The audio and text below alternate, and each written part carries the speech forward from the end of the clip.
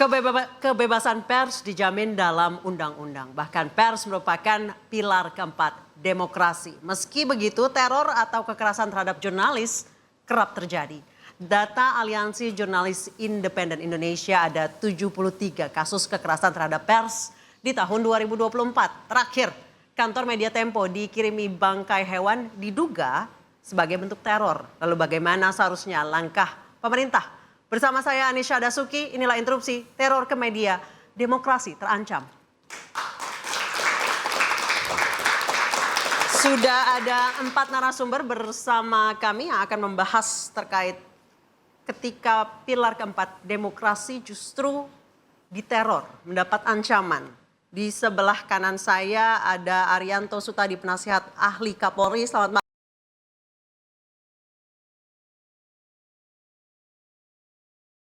malam, Mas Reza. Malam, Assalamualaikum. Waalaikumsalam warahmatullahi wabarakatuh. Sebelah kiri saya ada Julius Ibrani, Ketua PBHI. Selamat malam, Mas Julius. Selamat malam, Anissa. Sebelahnya ada Mas Bagja Hidayat, Wakil Pemimpin Redaksi Tempo. Selamat malam, Mas Bagja. Malam, Anissa. Saya ke Mas Bagja terlebih dahulu. Mas Bagja, seperti apa kelanjutan dari laporan ke polisi dan boleh diceritakan kronologisnya sebenarnya seperti apa? Ya, kami sudah melaporkan teror kepala babi ini ke polisi pada tanggal 21 Maret, jadi 2 hari setelah paket itu diterima. Jadi kronologinya adalah tanggal 19 Maret sore jam 4 itu paket kami terima, satpam yang menerimanya, dikirim oleh kurir ojek aplikasi. Kemudian kotak itu ada di pos satpam karena penerimanya Francisca Christine Rosana itu tidak ada di kantor hari itu. Dan kelihatannya memang si kotak ini tidak ada alamat pengirimannya karena itu kosong, hanya dibalut dengan selotip yang keras gitu. Nah, si kurirnya baru menuliskan nama Francisca itu di pos satpam, bahkan spidolnya minjem dari satpam tuh di situ. Dia nuliskan Francisca Christine Rosana dalam kurung Cica. Nah, tetapi karena Cica tidak ada di kantor, ini kemungkinan mengapa dia stay di pos satpam itu selama 10 menit. Itu kenapa CCTV merekam sepeda motornya, nomor polisinya, kemudian bahkan dia buka helm. Kita lihat dia 2 kali menelepon seseorang entah siapa, lalu dia pergi setelah 10 menit itu. Ini kan tidak biasa untuk seorang kurir. Biasanya kurir kan taruh barang karena dia banyak urusannya, dia segera setelah tanda tangan serah terima dia pergi lagi. Ini stay 10 menit. Nah, Cica lagi di liputan, baru besoknya dia ke kantor jam 3 setelah meliput revisi Undang-Undang TNI di DPR. Dia ke kantor lalu satpam ngasih tahu ada paket untuk Cica. Lalu paket itu diantarkan ke satpam dan diambil oleh Cica, naik ke atas ke lantai 4 karena kantor redaksi di Tempo. Lalu dibuka oleh teman-teman di ruangan newsroom itu. Begitu dibuka kelihatan ada baunya sangat menyengat. Husein yang membukanya, dia sampai kesulitan mengguntingnya karena itu selotipnya keras sekali. Nah, begitu dibuka dia lihat itu kelihatan daging, dia panggil office boy untuk tolong dibukain. Tapi karena begitu dibuka makin keras baunya, dibawa ke luar. Begitu di luar dibuka ternyata memang kepala babi tanpa telinga. Jadi telinganya sudah dikerat. Kepala babi, matanya merem tapi telinganya sudah tidak ada. Nah, dari situ hebohlah berita dan media sosial. Kami telat memberitakannya karena ternyata ada web kami itu sempat turun. Ini anomali lagi biasanya kan peak season sore ya. Tapi tiba-tiba ngedrop. Jam berapa, Mas? Jam 5-an ya. Sore. Sekitar jam 5-an. Ketika berita mau naik karena itu agak telat dibanding dengan media sosial. Media sosial udah majang fotonya kepala babi, orang semua bertanya benarkah ada kiriman kepala babi ke Tempo dan seterusnya. Beritanya baru tayang kemudian beberapa menit kemudian, sehingga dari situ heboh. Dan 20 dibuka kan, 21 pagi-pagi kami dapatkan pesan pesan langsung lewat akun official Instagram Tempo, seseorang yang mengirim pesan dengan bertanya, cukup nggak kepala babinya? Cukupkah kepala babinya? Nah, dia bilang kalian tidak mau mendengar sih, bebal. Kalau kami bakar kantor Tempo itu akan anarkis, dia bilang.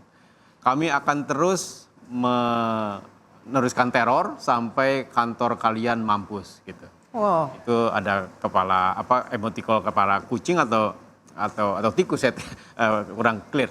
Nah, 21 ya, siangnya kami lapor ke Mabes Polri atas kiriman kepala babi ini. Sorenya 21 sore malam ya, setelah maghrib saya ditelepon Pramono, atasannya Cica di kantor itu, bahwa WA ibunya Cica di Jawa Tengah itu diambil alih oleh seseorang laki-laki karena dia menelpon kepada anggota keluarga yang lain memakai telepon itu, sementara ibunya Cica sedang kebaktian, handphonenya sedang dicas. Menelpon keponakan itu, lalu ditanya, ini siapa? Dijawab oleh siapa pemilik pengambil alih itu, kalau kamu ingin tahu saya, keluar dari rumah, dia bilang. Nah, tentu saja si anggota keluarga ini di kota lain ya, dia menelpon Cica ngasih tahu. Nah, Cica konfirmasi ke rumah, memang WA ibunya sudah diambil alih orang. Walaupun device-nya tetap ada di rumah gitu. Sedang kebaktian ibunya dan handphonenya ada di rumah. Itu 21 malam. 22 pagi, jam 2 pagi, ternyata ada dua orang yang juga memakai ojek aplikasi, itu melempar sekardus berisi 6 ekor tikus yang dipotong kepalanya. Itu kelihatannya tikus got karena begitu dibuka itu masih basah tikusnya. Diketahui oleh petugas kebersihan jam 8 pagi. Nah, karena dia pikir petugas kebersihan ini di kantor Tempo sedang ada pembagian parcel gitu. Karena mau lebaran ya. Dia pikir itu kotak mie instan yang tercecer si petugas ini. Jadi dia tanpa curiga dia ambil aja terus dibuka kan. Begitu dibuka ini kelihatan kok ada tikus. Panggil satuan pengamanan, begitu dibuka memang tikus. Nah, yang uniknya ini beda dengan yang si kepala babi yang pakai styrofoam keras itu. Si tikus ini hanya pakai kardus tetapi dibungkus oleh kertas kado bermotif mawar merah. Itu begitu kita lihat ya, tikusnya dijajarin gitu, keratannya seperti keratan yang di telinga babi itu, rapih sekali. Nah, dari situ 22 pagi ya, 22 siang, orang yang mengirim pesan ke akun Tempo itu mendoxing Cica. Berkali-kali dia memposting personal datanya Cica yang tadi alamat pengiriman kepala babi, kemudian menyebut Cica sebagai orang dengan mental kabur aja dulu dan seterusnya gitulah di media sosial. Nah, kemudian teman-teman di media sosial mereport akun ini dan kelihatannya sempat disuspend, tapi hanya beberapa jam kemudian hidup lagi. Itu tanggal 22 ya. Jadi memang ada rentetan, Anissa, dari kepala babi, kemudian ada pesan, teror akan diteruskan, muncullah 6 ekor tikus. Apa sih arti 6 ekor tikus? Itu adalah jumlah penyiar bocor alus, podcast bocor alus politik di YouTube. Jadi Cica Francisca itu salah satu host bocor alus. Dan dia satu-satunya perempuan, yang lainnya laki-laki. Dan jumlahnya 6. Saya ke Mas Reza. Babi tanpa telinga, 6 tikus tanpa kepala, kertas kado mawar merah. Maknanya apa? Secara normatif kita harus bersepakat bahwa ancaman adalah masalah hukum, pidana. Toh definisi ancaman juga ada simbol di situ. Tapi izinkan saya untuk pertama kali menyatakan penyesalan saya akan respon dari teman-teman Tempo sendiri.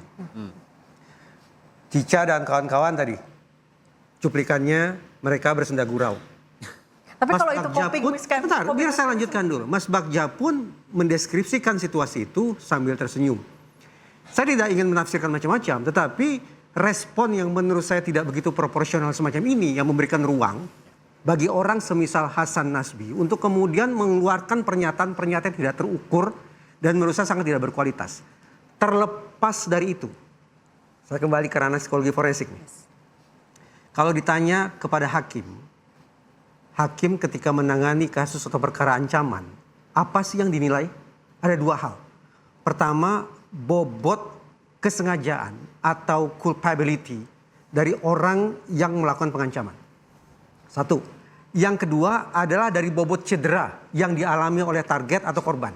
Baik itu cedera yang sifatnya fisik maupun cedera secara psikis. Anggaplah bahwa dalam peristiwa pengiriman kepala babi maupun tikus itu tingkat cederanya sangat-sangat rendah. Bahkan mungkin seolah tidak ada cedera sama sekali. Tetapi harus kita insafi bersama, betapapun tidak ada efek yang dialami oleh target ataupun korban, namun ancaman itu faktanya sudah berlangsung. Dengan demikian, tidak ada alasan bagi negara untuk kemudian menganggap ini sebagai tenang saja, Tempo sudah pulih dengan sendirinya. Tenang saja, Tempo pun tidak menganggap masalah. Anggapan-anggapan semacam itu harus kita singkirkan jauh-jauh, karena sekali lagi terlepas apapun respon Cica, apapun respon Mas Bagja, tetapi faktanya ancaman itu sudah berlangsung, pidana harus ditegakkan. Apapun itu simbolisasi. Tepat. Saya menafsirkannya sebagai dua hal. Pertama, penistaan terhadap kemanusiaan. Penistaan terhadap hak manusia untuk hidup, merasa aman, tentram, bebas dari ancaman. Dan yang kedua, ini juga penistaan terhadap hewan itu sendiri. Ya. Saya memandang, Mbak Anissa, dengan segala hormat, saya Muslim, saya tidak makan babi. Tapi yang saya ketahui, sebagian masyarakat Indonesia mengkonsumsi babi. Mereka menyembelih babi. Bagi saya, dalam konteks itu, melakukan tanda petik kekerasan atau penyembelihan terhadap babi adalah hal yang bisa saya maklumi. Tapi saya yakin betul dalam peristiwa ini konteksnya bukan untuk konsumsi. Ini simbol kekerasan.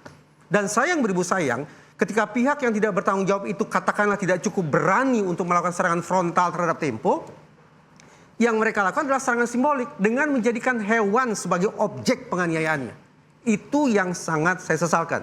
Jadi ganda. Satu, ini pidana terkait dengan ancaman kekerasan terhadap manusia. Dan yang kedua, ini pidana terkait dengan kekerasan atau penyiksaan terhadap satwa.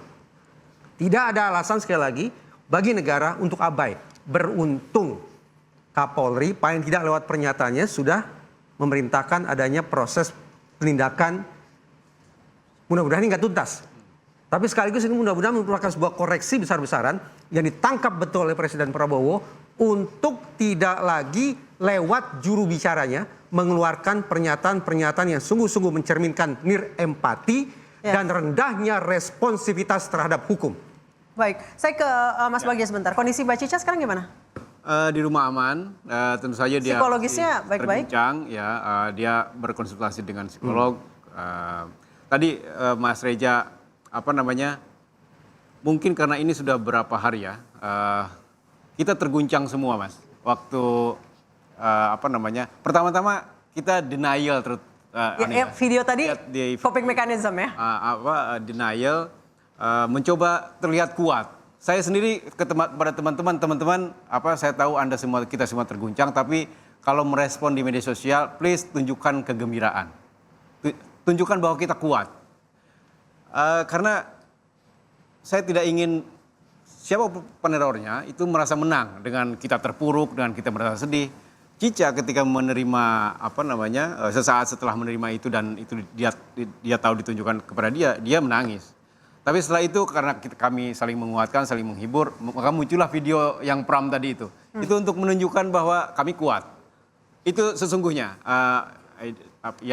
Saya tidak tahu ya, bukan ahli psikologi, tapi kan orang yang kena musibah itu biasanya satu menolak dulu, denial. Kemudian marah. Habis itu bargain, kemudian release, dan kemudian terakhir akseptansi, penerimaan. Mungkin sekarang kami sudah dalam tahap ngeri sedap gitu. Antara ngeri, mengapa? Karena kami tahu kami sedang diteror, tapi kami tidak tahu siapa pelakunya. Sekarang kami sudah melakukan SOP untuk teman-teman di Tempo, meningkatkan keamanan. Sekarang tidak boleh ada lagi wartawan yang ketemu narasumber sendirian. Ketemu liputan harus di backup gitu. Dan harus lapor ke kita membentuk krisis center. Jadi harus melapor semua, siapa yang liputan, paling tidak bosnya harus tahu, artinya level di atasnya harus tahu. Itu cara kami untuk meningkatkan. Tetapi bagaimanapun kami was-was. Saya terus terang kesini aja was-was. Kemarin ke salah satu stasiun TV saya dikawal.